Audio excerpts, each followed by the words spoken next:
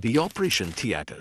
We are taught that this room is a sanctuary, a palace of precise intervention, the ultimate triumph of human science over physical decay. But if you strip away the bright lights, the clean blue linens, and the diplomas on the wall, you are left with something primal, something desperate. This room is where the body is split open to save the mind. It's where human life is temporarily suspended, resting entirely on the pulse of an electric current and the steady hand of another mortal. We think of it as a place of healing. But for some, the operation theater isn't a sanctuary. It's a tomb, because sometimes the operation doesn't end and some things refuse to be cut out. Let's meet Sarah. She is an anesthesiology resident.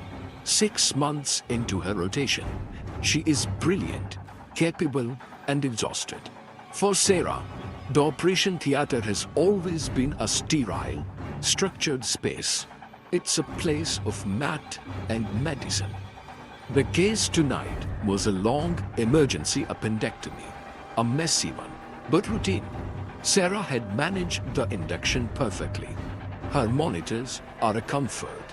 The rhythmic rise and fall of the patient's breath, the steady hum of the ventilator, the digital pulse, they are the predictable languages of life. She has 30 minutes left on her shift. One last check. This is the quietest part of the job. She's alone. Her task, just keep the patient stable for recovery. Sarah begins tidy the leftover medication vials on the cart. Sarah freezes. That wasn't the ventilator. She assumes it's the drape settling. A pocket of trapped air. She resumes her work. The change was almost too fast to process. But for that microsecond, Sarah's eyes adjusted to a different reality. Her heart slams against her ribs. She was trained in physics, not apparitions. Her rational mind tries to explain it. Exhaustion. Visual artifacts from looking at monitors for too long. But her instinct, her fear, knows exactly what she just saw.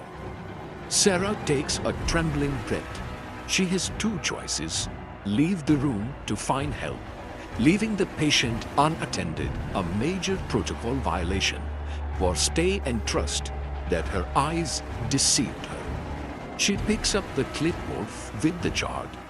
The metal clipboard clinks loudly, shocking her.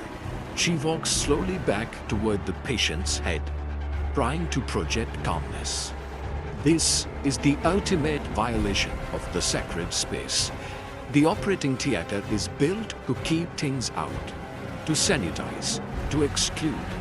The only thing in this room is medicine and the body. The machines are failing. Their language of life is becoming a riddle. The patient's heart is still stable. Sarah can see the pulse points, but the room itself is trying to tell her the patient is dead. And that's when the saint hits her. Not the sterile smell of alcohol or the metallic odor of the blood.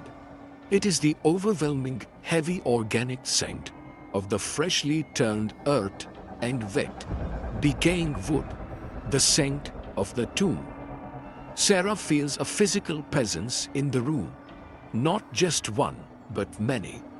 A crowd of silent spectators, standing just beyond the edges of the light. An audience that has been waiting. The dark form opposite her is no longer indistinct. It is tall, wearing a surgeon's gown, but not modern blue. It is stained and archaic. The fabric old and rigid.